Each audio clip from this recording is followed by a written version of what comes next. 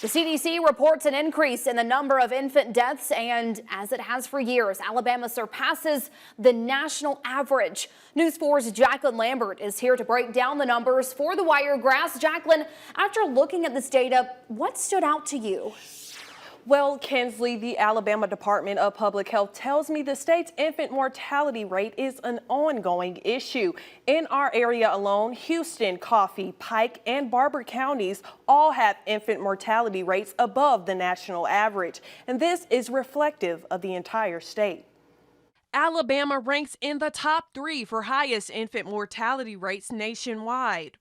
You'll see that some of the highest rates of infant mortality are in some of the very most rural counties, including some of those in Southeast Alabama.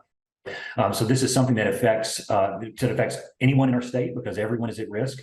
This healthcare crisis mostly affects one group, according to Stubblefield. But if you look at white infants, it's 5.8, and in black infants, it's 12.1. So it's almost double for black infants than it is for white infants. Longstanding social inequities and socioeconomic status can play very prominent roles in whether or not people have access to care, access to health insurance, where they live, their mobility, and so all of those things come into play when you look at the social inequities of living in the South and what it means for the different races for white versus black.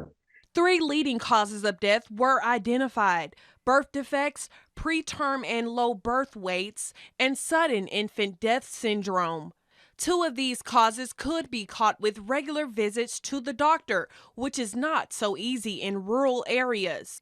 By 2019, only 29% of rural hospitals provided services to pregnant women compared to 83% in 1980. As you can imagine, if there are very few providers in an area that still does provide OBGYN services, they will have a large number of patients that seek care.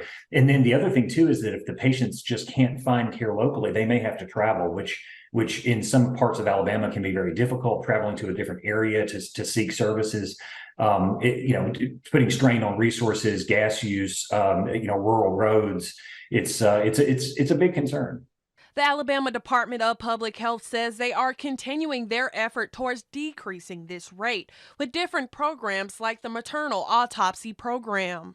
It is something that we as Alabamians need to pay attention to, and we need to be discussing this with our elected officials and others to make sure that our women are staying safe and having healthy babies.